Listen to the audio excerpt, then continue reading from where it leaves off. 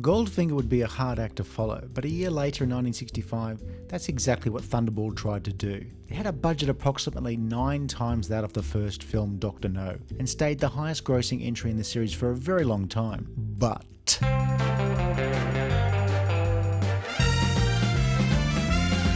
anyway, there are 2 parts to this story. There's Thunderball the film and Thunderball the Big Bag of Hurt. Let's look at the latter first. In the 1950s, Ian Fleming's books were doing okay. Sales were humming along nicely, but they hadn't exploded in popularity like a firecracker doused in gasoline wrapped in children's clothing, like they would later on. Fleming was persuaded that his books would do very well as a movie, and while there'd already been a disappointing TV live adaptation of Casino Royale, what might be better is to film a story created specifically for the big screen. Sounds good so far. What could possibly go wrong? Ask anybody who's bought a Fiat. Fleming collaborated on a new story with screenwriter Jack Whittingham and ambitious producer Kevin McClory. The story they set out was the bones of what we would know as Thunderball, and also introduced to Bond canon the Spectre organisation and its head Blofeld. Oh, look at the cute kitty cat! But then the project fell apart and was abandoned like a New Year's resolution on January 5th. Ian Fleming decided to take the script and use it as the basis of his novel Thunderball, which was published in 1961. Except there was no acknowledgement of his collaborators and definitely no royalties flowing onto them. Can you guess how that worked out? No, go on, guess.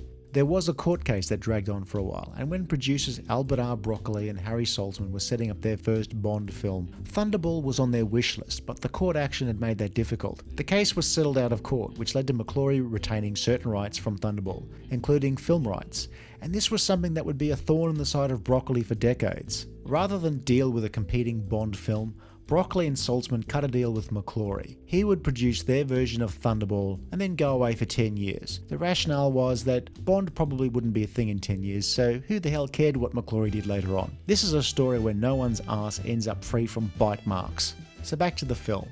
Thunderball saw director Terence Young returning after sitting out Goldfinger. It starts off well enough. Spectre have stolen 2 atomic bombs, and unusually we see a lot of the actual theft in detail. In many ways it's the most interesting part of the film. Bond sort of stumbles into part of Spectre's plot while getting enemas at a health spa. That's where things go caca. See you later, alligator. Spectre attempts to blackmail the world into paying them £100 million sterling, back when a pound was worth something. In a race against time, M puts all of his 00 agents to try and find the bombs before the deadline.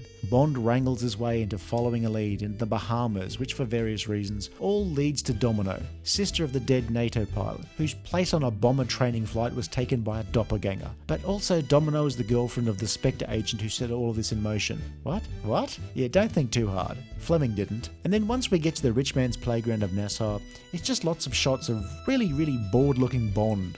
Bond is bored on the beach. Bond is bored in bed. Bond is bored underwater. Bond is bored coming out of the water, etc. and so on. I think I fell asleep 3 times just reading the script. Claudine Auger is lovely as you'd expect and does a decent job as the kept woman Domino. Maybe, but she's no Petulia Clark. You've been reading the wrong books, Mr. Bond. About conch chowder? Being an aphrodisiac. Adolfo Celli is no Goldfinger, but he's menacing enough as Largo. This for heat, these for cold. For a fairly nasty guy, he's fairly keen to have Bond escort his girlfriend around Nassau. You wish to put the evil eye on me, huh? We have a way to deal with that where I come from.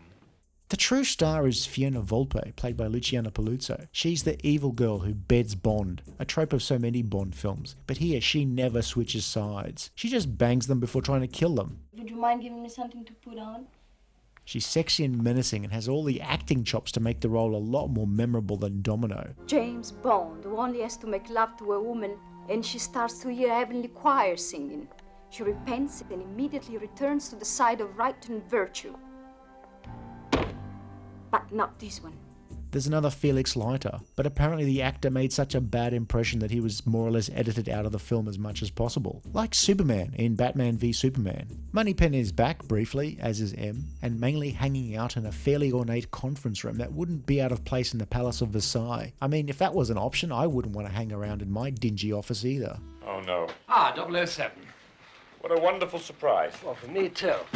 I must say, I find this business of equipping you in the field, on the run as it were, Highly irregular. Q is back, giving Bond a number of gadgets that would conveniently help Bond throughout the film, such as a mini rebreather or a Geiger counter built into a bulky camera. The Aston Martin makes a brief appearance again, this time with our built-in fire hose, but the ultimate gadget was the Bell rocket belt, an actual working jetpack with which Bond escapes from some villains and lands 3 meters away. Your taxes at work.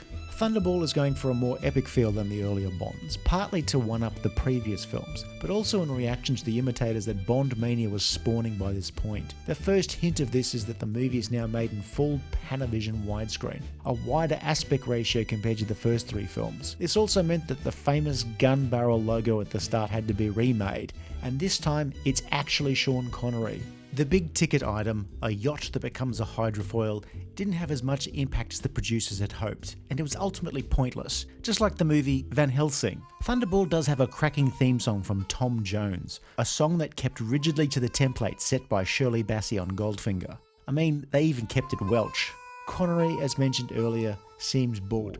Like, really, really bored. He goes through the motions, but he makes no attempt at charming anyone. He's just expecting to get lucky. There's no such thing as luck. I am shit. By now, Connery had made 4 Bonds on the trot at the rate of 1 a year.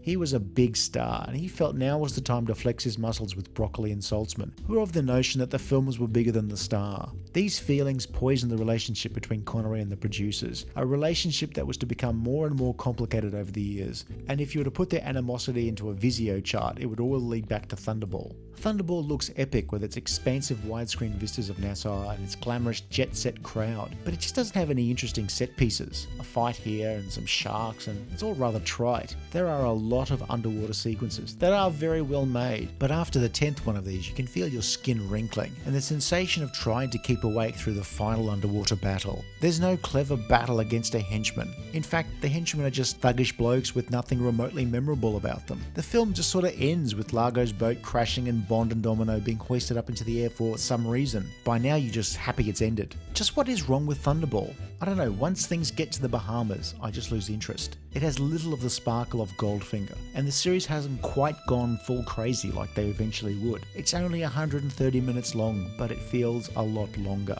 A cardinal sin for a movie that's aiming to be a thrilling action film.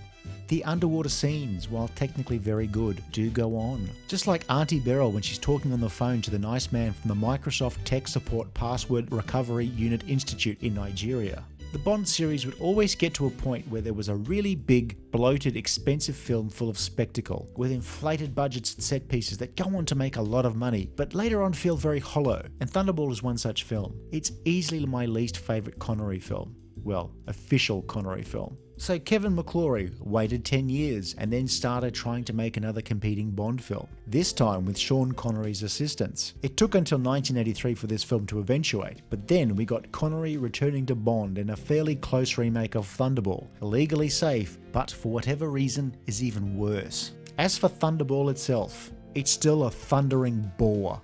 Oh my god, that's so edgy, I think I cut myself.